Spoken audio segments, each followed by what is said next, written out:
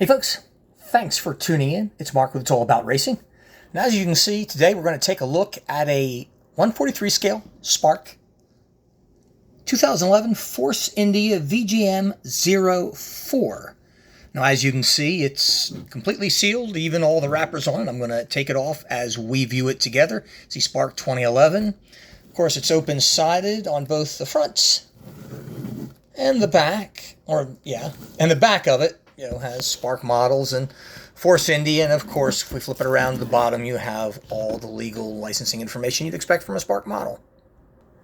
It's kind of cool to get a model as old as this, a 2011, that's still sealed. And as you can see, I still have the tape to take off the ends here. So guys, this is the Force India car from 2011. It was the team's fourth entry since 2008. This particular model was driven by longtime Force India driver Adrian Sutil, and we'll take a look at his name on the other side, and the other by DTM champion Paul Resta. The car was launched online. Yes, online. I thought that was rather odd. On February 8th, 2011, the team efforts would result in a sixth-place finish in the Constructors' Championship. In 2011, the team would compete in 19 races with zeros in wins, podiums, poles, and fastest laps. One hell of a car. The livery was similar to 2010 in regards to color, however, the graphics were altered. Now, the major sponsors, and we'll see many of them here, were White & Mackey, Kingfisher, Reebok, Doublemint, and Median. Now, I cannot find Doublemint or Reebok anywhere on it. As we look at this car in more detail, let me know. I do see Royal Challenge, which they didn't mention in the write-up, right there. But as for the others, I just don't see them. Now here's a look at the flip side, and you see Adrian Sutil on there. As far as technical specifications, the chassis was a monocoque carbon fiber composite with Xylon Legality side anti-intrusion panels. First time I ever heard of that. The engine was a Mercedes FO 108Y2 400cc V8 limited to 18,000 RPMs, mid-mounted, naturally aspirated. Must have sounded absolutely frickin' stupendous. The transmission was McLaren 7-speed semi-automatic gearbox electronic shift system. Now, being a Spark model, of course, it's mounted on this black wooden base. Look on the front of it, you see this rather, I think, odd-looking nose with, I guess just one of those wings you'd expect from that time, 2010, 2011, when they were just really strange. You do see Pirelli on the nose of it. You see Whit & Mackey, CB Group, Kingfisher. And if you take a look long-wise, you can see Kingfisher on, from the front of the cabin on back. And a pretty cool look at his driver's suit and helmet, which are colored to match the car, essentially. As we turn the thing around a bit, you get a really nice look at the good work that Spark does with the suspension, which looks really, really sharp. The Pirelli P0 tires, you can see a couple aerials, the pitot tube. The wheels, I think, are very interesting for 2011. Silver, which you don't see much of. You see Median there on the floor.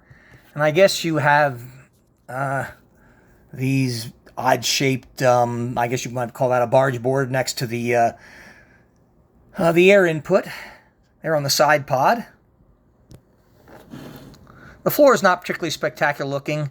If I lift it up, you can see White & Mackey, Scotch Whiskey. Oh, there's Reebok. There it is, very, very tiny.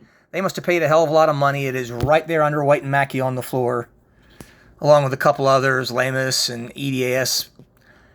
And Kingfisher Premium, that must be White & Mackey's whiskey. I don't know. I don't drink them. I'm amazed that they have things like that on this car, considering how alcohol are kind of frowned upon in model making these days, but it was kind of neat. I do love the white livery with the green and the orange. It looks really, really sharp. As far as the cabin, let's take a look at it. I think you've got a rather really nice looking wheel done by Spark. Looks sharp. The bodysuit is not spectacular. It's white. And it's kind of hard to tell. I think the belts are black. And again, they're rather unspectacular. Spark just doesn't do a real good job with the belts. I gotta admit, Mini Champs does a hell of a lot better from what I have seen. I do like the green mirrors, which I think look sharp with that. It's a really nice looking car. particularly considering the age. As we bring it around to the back, you take a look at the suspension, and there's some orange part in there. It looks like a strut or support or something like that. I'm not exactly sure what that is, but you can see it even more clearly from this. You see Kingfisher on the bottom side of the rear wing. On the top of it, you have Kingfisher. Okay, Kingfisher paid a lot of money. And you have a rather lengthy exhaust there. The rear wing is just massive in size. I mean, Jesus, look how tall that damn thing is. I mean, this is the wing, whatever the hell you want to call this thing that's attached to it.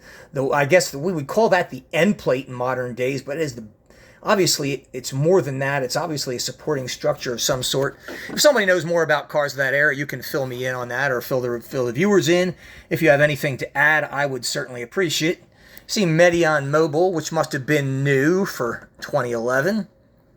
There's a cool look at the side of the car. All in all, I think they did a really good job with this.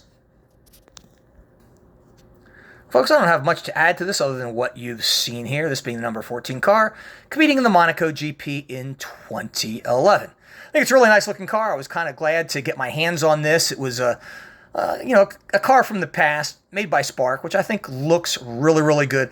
I've got similar models from mini champs of the same area, and they were absolutely freaking horrible. So I was really pleased with this.